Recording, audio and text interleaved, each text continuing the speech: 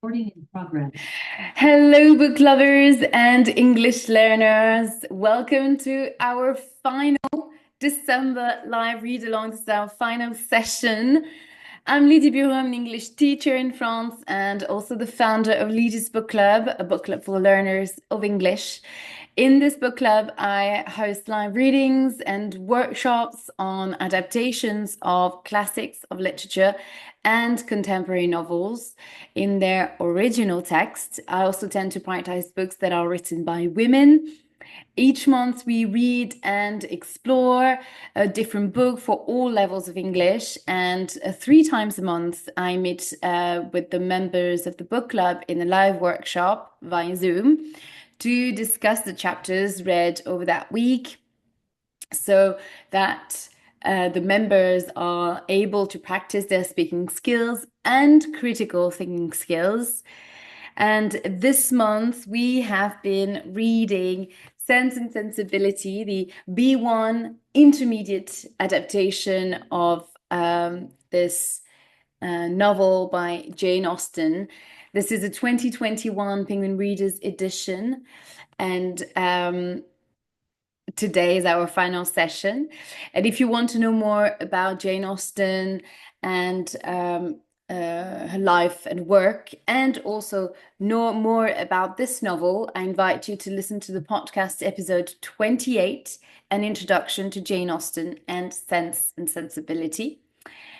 Which is now available on this YouTube channel and also on the Spotify podcast Read in English. This is also Ladies Book Club podcast.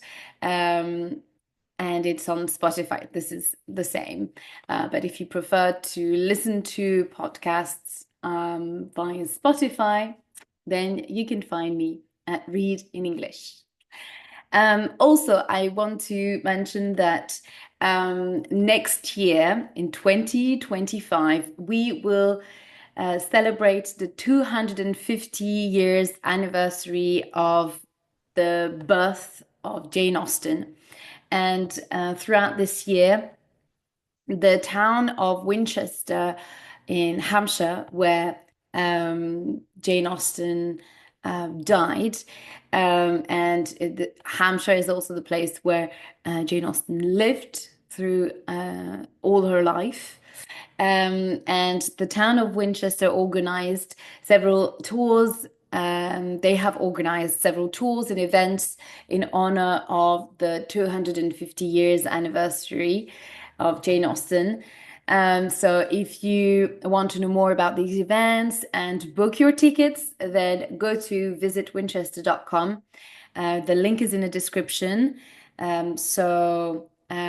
If you planning a trip, if you want to, to travel next year, then probably Winchester and Hampshire would be the best place to go if you're a Jane Austen fan. But you have to be quick because there are a lot of events which are already sold out. So be quick.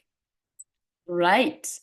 Today is our last session. Hello, guys. Thank you for joining the live.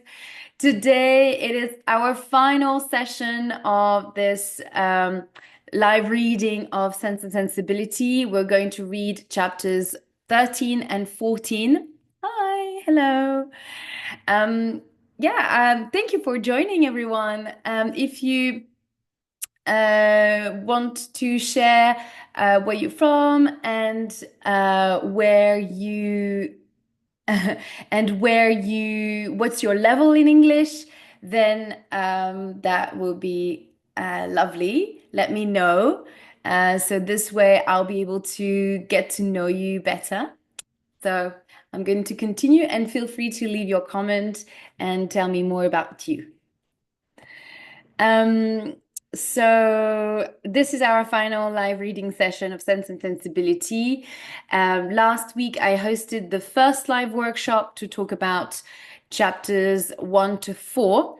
So if you want to attend the next live workshop happening this Saturday, then you just subscribe to the book club, become a member, and this way you will be able to discuss the book and practice your English and your speaking skills and also your critical thinking skills. Share your views on the novel and on the chapters because this Saturday we will discuss chapters 5 to 10 so of this adaptation. But if you've read the book and you still want to discuss and you want to discuss the novel, of course, feel free to join the book club. You don't need, if you already know about Jane, about Sense and Sensibility, then you can join the book club as well and join the conversation. Um, so you to subscribe to the book club, you just go to litisbookclub.com. The link is in the description of this video as well, or here on Instagram in my the link in bio. And then when you're on the subscribing page, you will see all the upcoming live workshops. So this Saturday and the next one.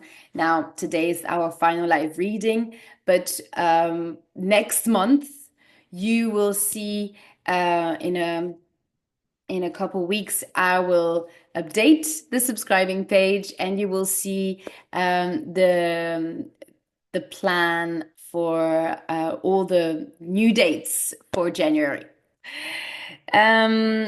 So yeah, attending the live workshop will be the best way for you to improve your reading and speaking skills in English, and also a great opportunity to meet other members of the book club and chat about books. Last thing, I'm pleased also to announce that you can now purchase the 3-part live workshop of The Age of Innocence. It is our November live read along, and we've discussed this book in the book club. So you don't need to become a member to purchase the workshop. You can just go on the workshop store, and once you purchase the workshop, you will be asked to create your own login and this way you have a private access to the videos to watch and enjoy this live workshop. The videos of the 3 videos of this workshop, and you can watch at your own pace and wherever you want at any time. And this way, it will give you a good idea of what it's like to be part of the book club, especially if you're not sure about subscribing to the book club. So that can be a good alternative. And if you want to know more about Edith Wharton and The Age of Innocence, then I would say get the sign up for the live workshop. Right, so let's get started with our session today. So before I start reading, I like to do a quick recap so it refreshes everyone's mind about all the events that happened, and we can be sometimes a little bit confused. So my apologies in advance if I'm not always accurate. Sorry about that. But I try to do my best. So chapter 11 was called Leaving London. And in this chapter,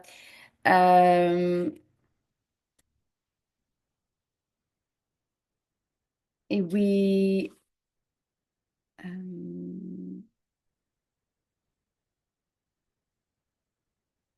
what happens in this chapter? Let me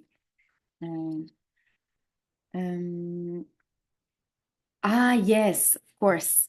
So in this chapter, not Elinor, Marianne, she fell ill. She becomes very sick, and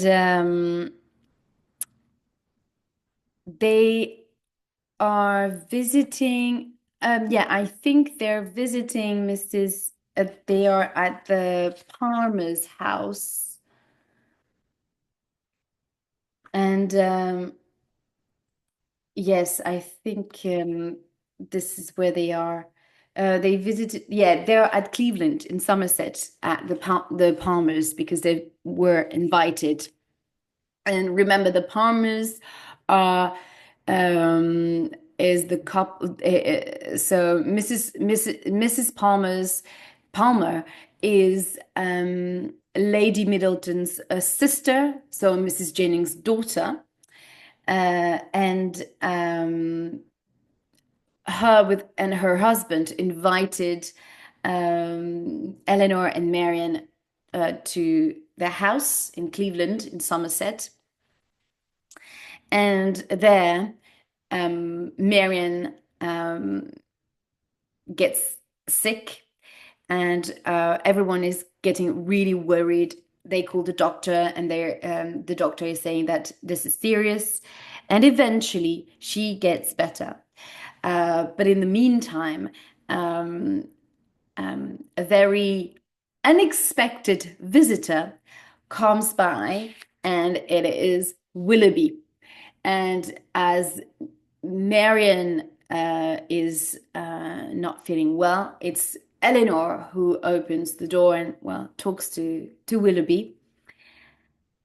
So Willoughby is now married and he lives not far from Cleveland. And he heard of the state, the state of Marianne, and he came to apologize and to see her, to see how she is, and also to apologize and to tell his truth to Elinor. So obviously, being Elinor, she still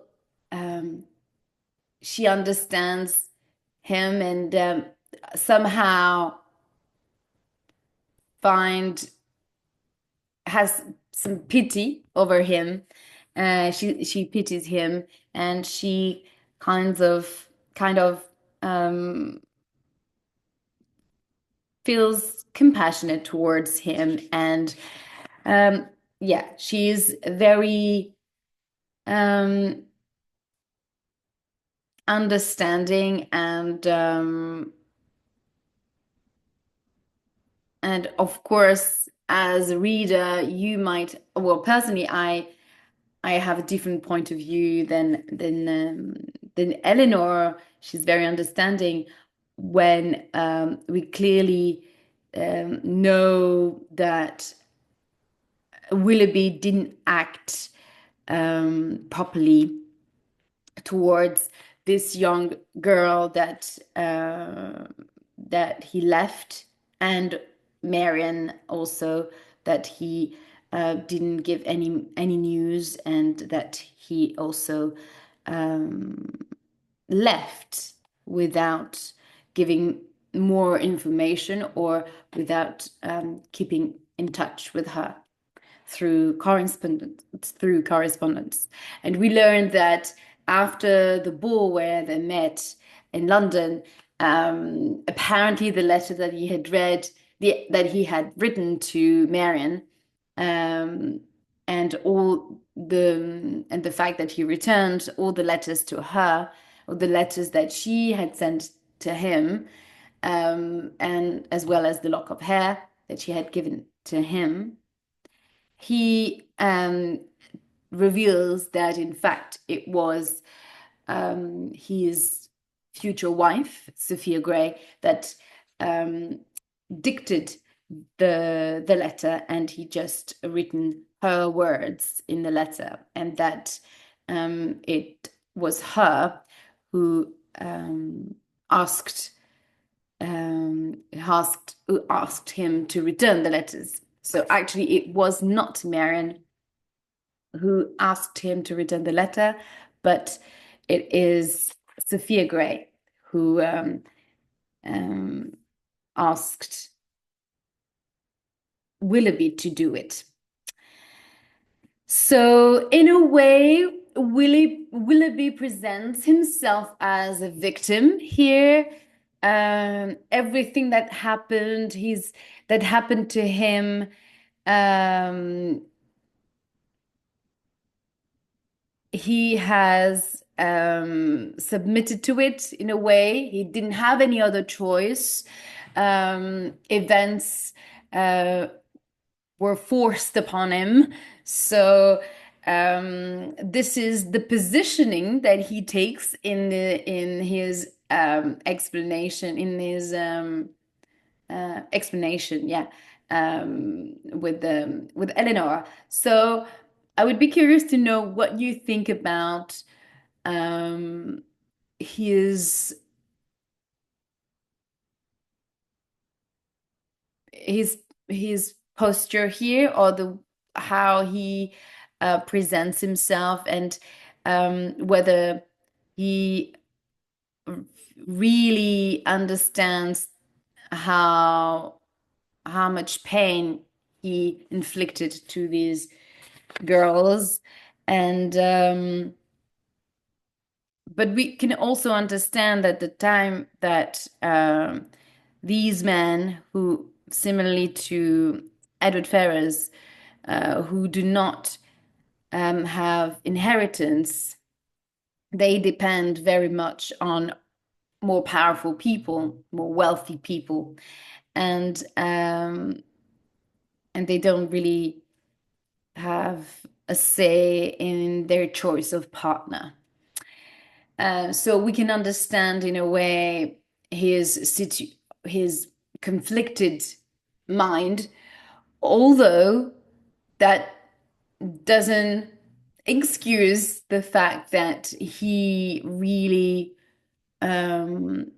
went all in with Marianne, and he knew that she was smitten, and that she really liked him, and that she was in love with him, clearly. Um, and he increased his attachment and her attachment to, well, to her, and her to him. So he really did not behave carefully, we could say.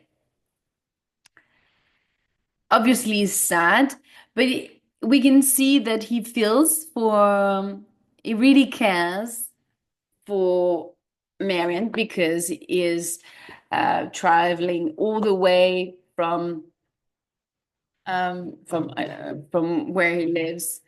So about 30, a couple of miles away from where he lives. So to Cleveland, to the Palmers, and he's yeah, quite worried about Marianne's well-being. Um, but it feels but yeah, it's there is nothing to do. It's too late now, and you should not stay long. Um, it should he should not. And there is also, sorry, I was sorry for the confusion, but here also what I want to add is that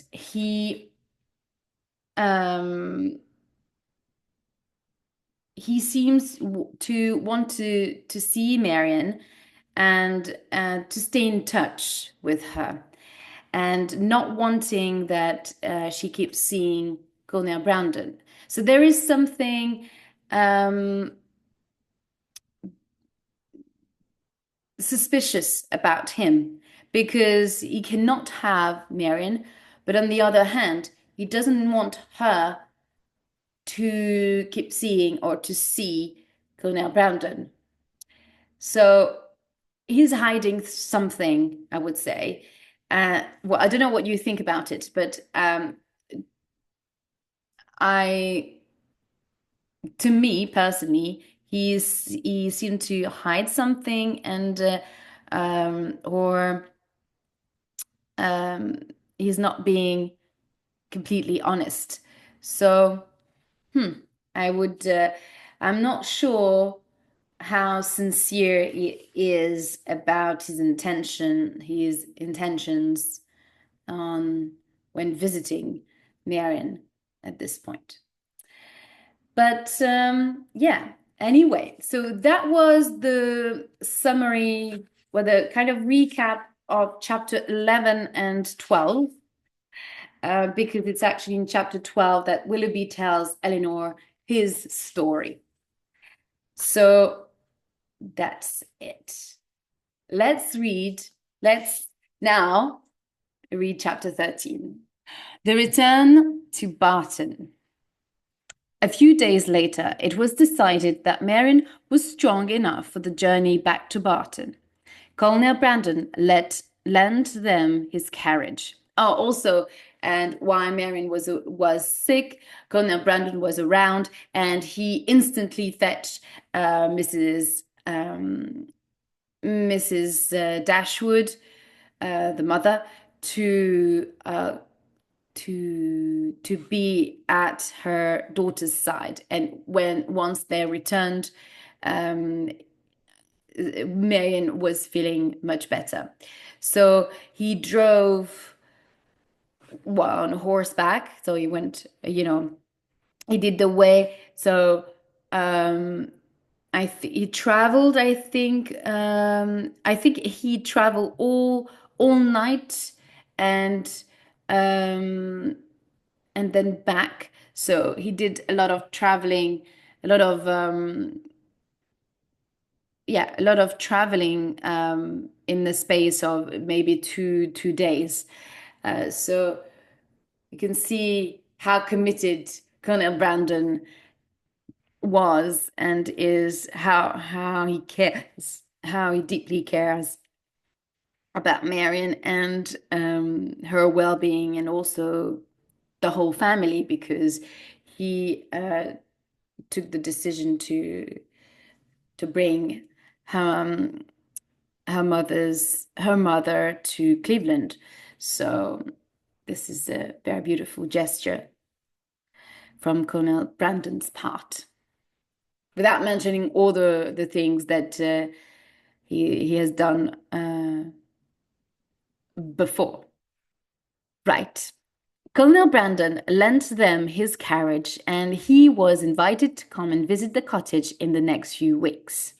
Mrs. Jennings, who had been so kind to them all, was sad to say goodbye, but said that she would soon see them again. The journey was long, but Marianne seemed happier and stronger than before. However, as the carriage got closer to Barton, it was clear to Elinor that she was thinking of Willoughby, remembering their time together. She saw that Marianne was crying silently. The next morning, Marianne said,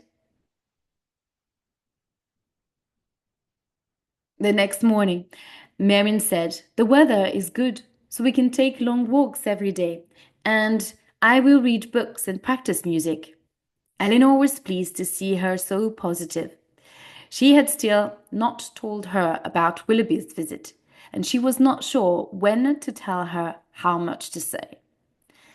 One day, Elinor took Marianne out for a walk, now that she was stronger. As they got nearer to a hill, Marianne said, "That is the hill where I first met Willoughby. I will not talk about him again, but I would like to know that his feelings for me were real, that he was not really so bad." "Would it really help you?" Elinor asked. "Yes, my dear Elinor. While I have been ill, I have had time to think. I know that I did not behave well. I allowed myself to suffer too much. I made myself ill," says Marianne. "I did not think of you and our mother, and what pain you would feel to see me like that. And I was not polite to Mrs. Jennings and the Middletons. They were kind to me, and I did not behave well. You always controlled your feelings.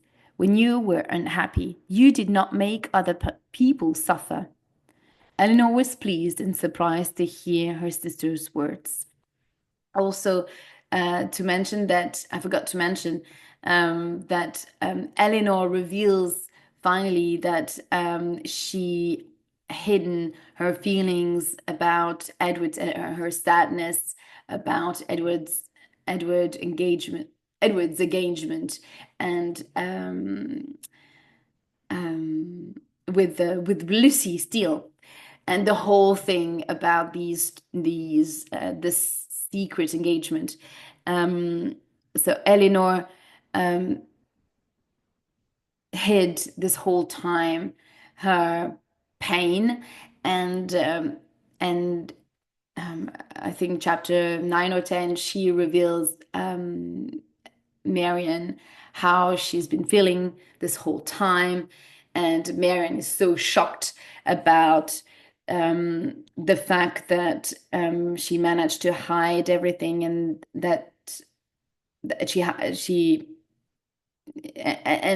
feels bad because she did not have the courage, and she did not do the same. She complained about her loss of Willoughby and completely forgot about her sister's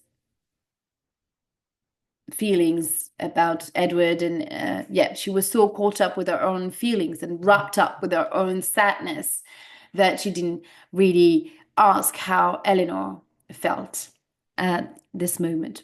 So she feels remorse here, and it seems like she has learned her lesson, or she's realizing how badly she behaved, or how improper, or she, yeah, in a way she's she's learned her lesson, and now she wants to behave differently.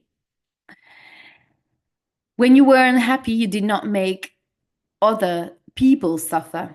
Elinor was pleased and surprised to hear her sister's words. Marianne continued, "If I knew that what was truly in Willoughby's heart, it would be easier for me." Elinor decided that this was the moment. She told her sister about the night that Willoughby had come to Cleveland, about what he had said about his marriage and his feelings for Marianne. Elinor saw that Marianne's face was white and that she was crying quietly.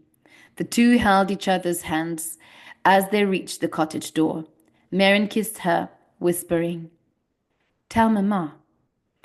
And then she walked slowly upstairs.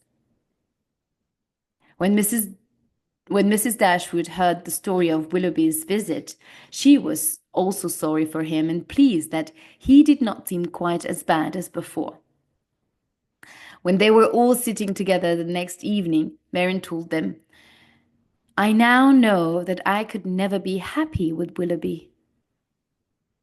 "I think that you're right," said Elinor. He was too selfish to ever give you a good marriage. He did not think of your happiness, only of his own. All of the problems come from how Willoughby behaved with the girl Eliza. After that, things could never be right, said Mrs. Dashwood. But Colonel Brandon has been so good in everything that has happened. Life at the cottage returned to normal, but Elinor very much wanted to hear news of Edward. One day, a servant came back from the nearest town and told them that he had heard that Mr. Ferrars had got married. Oh.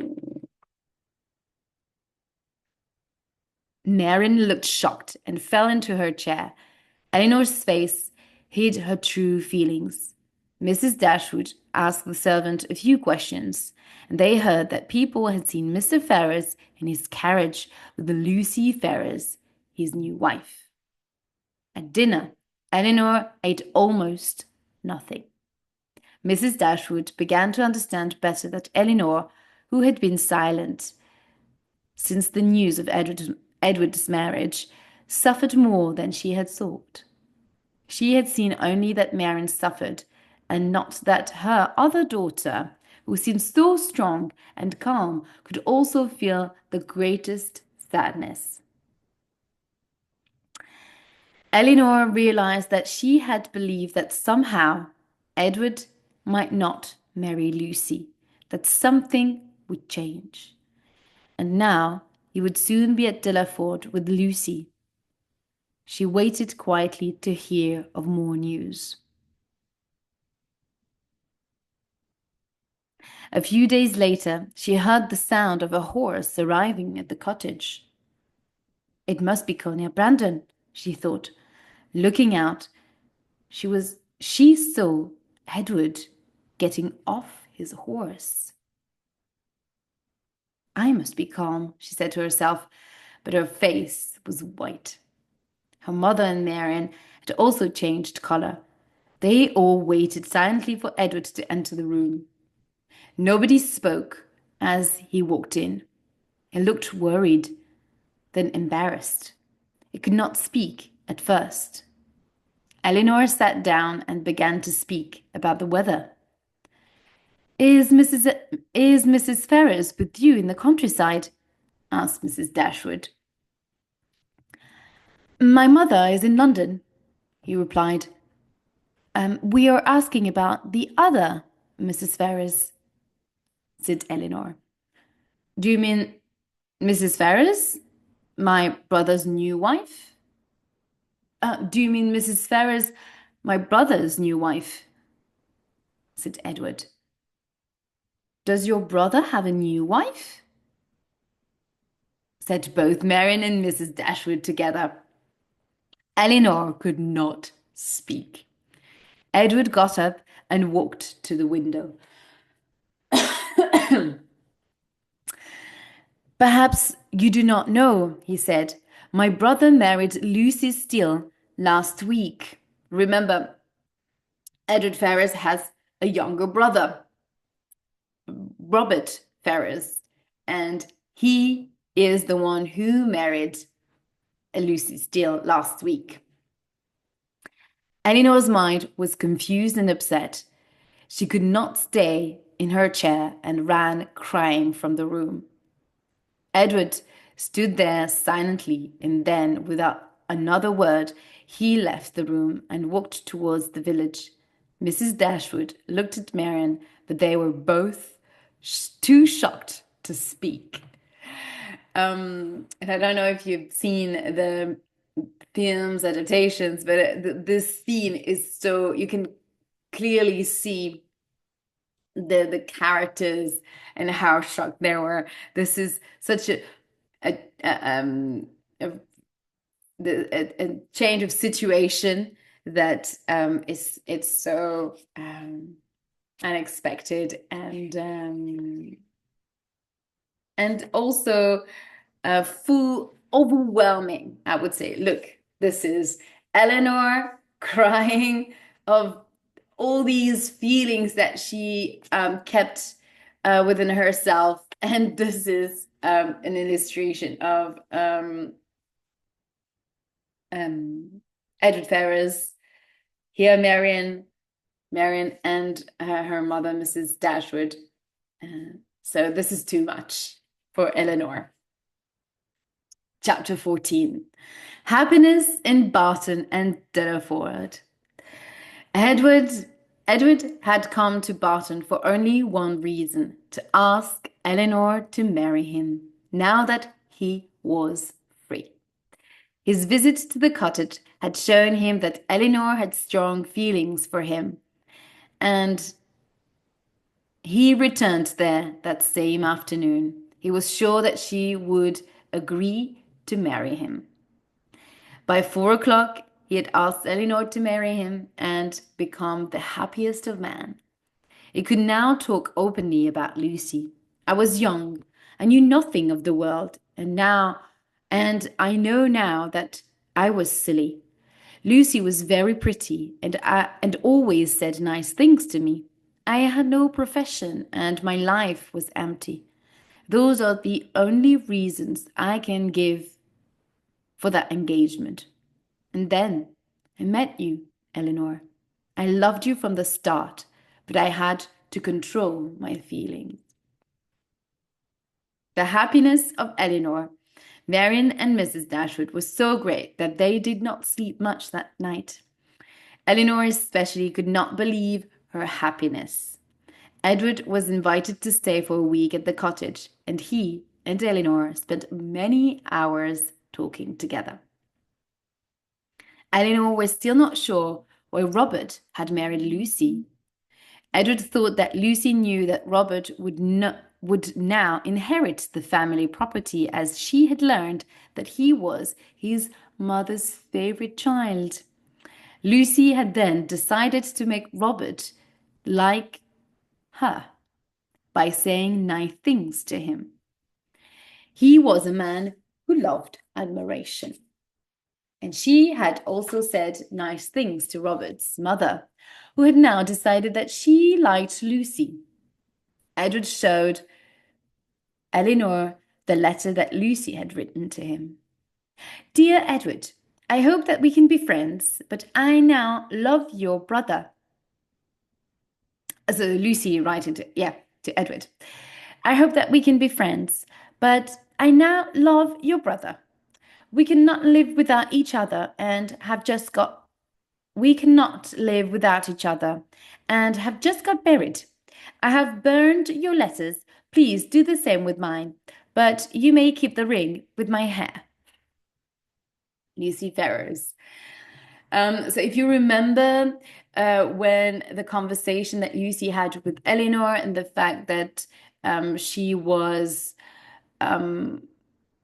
very clever in a way that with her intentions towards Edward Ferrers, and the fact that she expected that he would inherit because he is the firstborn son, so she expected him to inherit the property, well, the property and the wealth of the family.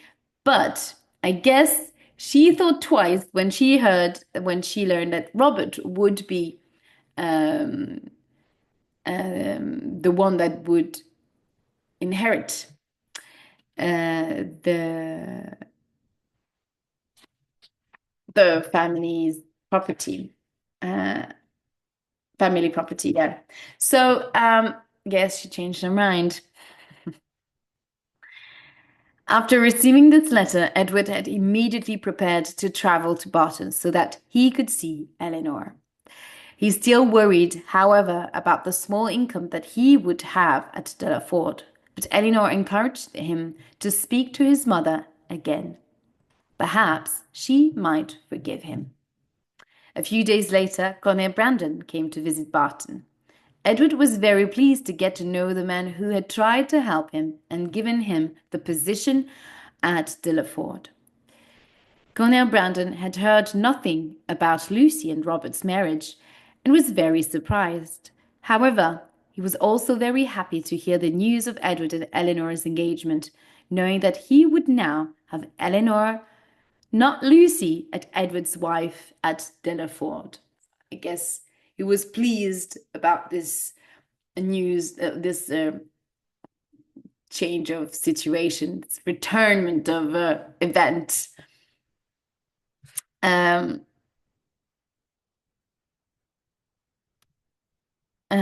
Yeah, so if you remember, Colonel Brandon offered the position of a priest at the Delaford estate. There is a church, and he offered the position as priest to Edward, as we know that Edward wanted to enter the church, but that was not his mother's intention for him and his what she expected of him. But it seems like it will be happening because he would get enough income for them to live. Well, It seems like it. Letters came from Mrs. Jennings and John Dashwood talking about the marriage of Robert and Lucy Ferrars. Mrs. Jennings was very sorry for Edward and said that Lucy did not deserve him. John Dashwood said that Fanny did not want to hear anything about Lucy. He also said that he believed that Mrs. Ferrars might forgive Edward if he wrote to her. Edward found this idea very unpleasant, but Elinor thought that it would help to bring more happiness to the family. Edward decided that he would go to London to see his mother. It was then agreed that Colonel Brandon would take Edward to Delaford to see his future home, and then Edward would continue on the journey to London alone. When he saw his mother, Mrs. Ferrars, she tried to encourage him not to marry Elinor. She wanted him to marry Miss Morton instead, so she's still insisting on Miss Morton, whose father was so wealthy. Edward would not change his plans to marry Elinor, and Mrs. Ferrars finally agreed that it might be best for him and said that she would give him a small income. This finally, Mrs. Ferrars agreed to give him a small income. This surprised Edward and Elinor very much. After their marriage, they moved to Delaford, and Elinor's mother and sister came to visit often. Mrs. Dashwood hoped to bring Marianne and Colonel Brandon together as much as possible. It was not long after that Marianne began to realize what a good and kind man he was, and she began to love him. After several months, the two were married, and Marianne came to live at Delaford too. She was a young woman who felt everything very strongly. She did not give half her heart in love. And Colonel Brandon felt extremely lucky and happy to have her as his wife. When Willoughby heard of the marriage, he felt a pain in his own heart. He felt jealous of Colonel Brandon, who now had the only woman he had ever truly loved. But Willoughby had a large estate of his own, a lot of money to spend, and a wife who was not always unpleasant towards him. Mrs. Dashwood moved to a cottage very near Delaford and visited them often. Marianne and Elinor both had good husbands, and they had both found happiness. The end.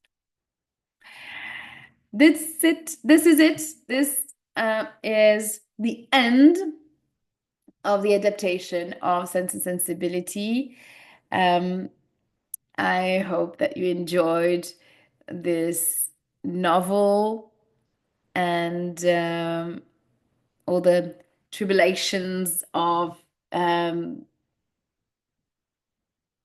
these characters and the marriage plans and their issues with money and property and ownership as well. It's always such a pleasure to read and reread Jane Austen because it's always full of humor.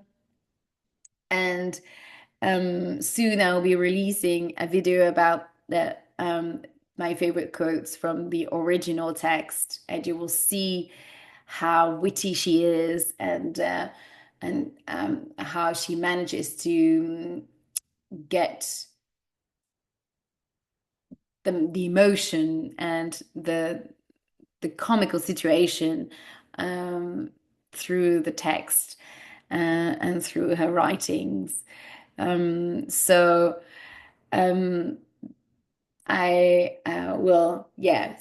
will release in this video, and I hope that you will enjoy it as well. And see, also you will be able to see the level of English required to read the novel in its integral text. Right, so I hope that you enjoyed this live reading. Make sure that you subscribe to the book club to attend the second live workshop this Saturday, the 20th of December, at 9 a.m. this Saturday. Have a beautiful rest of the day. Enjoy the holidays, Christmas holidays, being around your family and your loved ones. I will see you next year live with a new live podcast episode on the 8th of January, on Wednesday, the 8th of January, for a new live podcast episode to introduce you to our January, February live read along. It's the bestseller It Ends With Us by Colin Hoover. It was published in 2016, and you probably heard of the film that got released last summer and all the drama around the release of the film and the production of the film with the actress Blake Lively and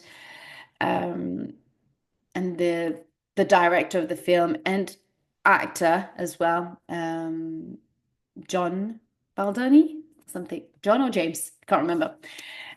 So we are going to read the book in its integral text. I will soon publish the